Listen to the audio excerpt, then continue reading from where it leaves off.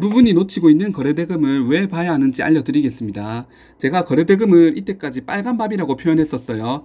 격투기 선수들도 밥을 많이 먹어야 체급이 올라가겠죠? 지금 이 그림이 무엇을 의미하느냐? 이 경량급 박스권 구간에 갇혀서 움직이던 주가가 이날 빨간 밥을 많이 먹으면서 경량급 박스권을 뚫고 헤비급 박스권 구간으로 갔습니다. 우리는 이런 종목에 투자를 해야 합니다.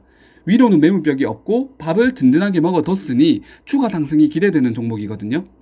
이날 또 보시면은 그동안 박스권을 돌파하면서 빨간 밥을 많이 먹어줬죠? 그러면서 단기적으로 흐름이 좋았죠. 만약 빨간 밥을 적게 먹고 박스권을 돌파하면 어떻게 되느냐? 자기 체급이 경량급인데 빨간 밥을 안 먹고, 즉 자기 체급도 안 올린 채로 헤비급 무대에 나섰다가는 복날 개패듯 헤비급 선수들한테 얻어 터지겠죠? 그런 종목들은 주가가 다시 밑에 박스권으로 내려올 가능성이 매우 큽니다. 주식 거래 시간 총 정리를 한번 해드리겠습니다. 정규 거래는 일반적인 거래로 다들 아실 테고, 동시효과 거래는 장 시작 전과 장 마감 직전 물량을 모아서 체결하는 거래입니다. 이 시간대의 매수자와 매도자 힘 겨루기에 따라서 시가와 종가가 결정난다고 생각하시면 됩니다. 장전 시간의 거래는 말 그대로 주식시장 9시 전에 거래를 할 수 있는 방법입니다. 8시 30분부터 40분까지 10분간 이루어지고요. 선착순 거래입니다.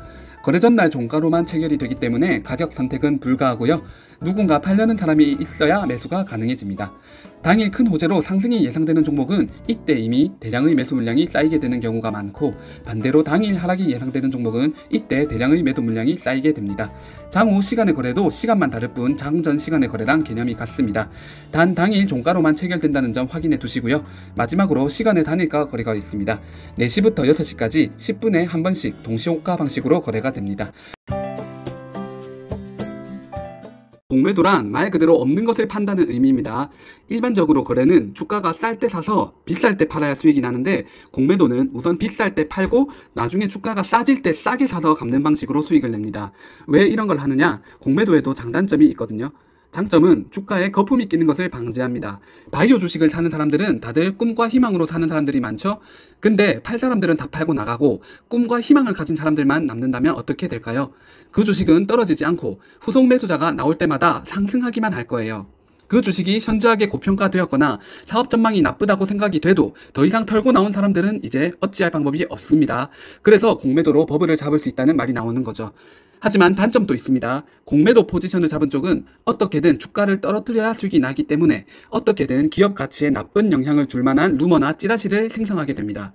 이제 네이버 종목 토론방 가면 이상한 애들 훨씬 더 많이 늘어날 거예요. 개미들 패닉셀 하도록 유도하는 분위기 조장도 더욱 심해질 거고요. 정말 문제가 있는 기업은 차라리 괜찮지만 이를 악용해서 그렇지 않은 기업들도 의도적으로 주가를 떨어뜨려서 괜한 개미 투자자까지 피해를 보게 하는 것이 문제입니다. 그렇기 때문에 부디 공매도가 악용되는 사례가 없길 개인 투자자로서 바라봅니다. 박스권을 돌파한 종목을 찾습니다. 자, 이렇게 박스권이 있었죠? 이 박스권에 갇혀서 이렇게 오르락 내리락 하던 종목이었습니다. 자, 그런데 이날 이제 박스권을 돌파했습니다. 그리고 거래대금을 확인합니다. 최근 6개월 사이에 가장 큰 거래대금인지 확인합니다. 자, 이 두 가지만 확인하시면 됩니다. 지금 이 종목이 이 두 가지 조건을 충족하죠? 박스권을 이날 뚫고 거래대금도 이날 제일 많았고. 자, 이 투자 방법의 원리를 알려드리겠습니다. 가격 주체들, 즉 세력들이 최근 6개월간 이날 가격대에서 가장 돈을 많이 쓴 구간이 됩니다.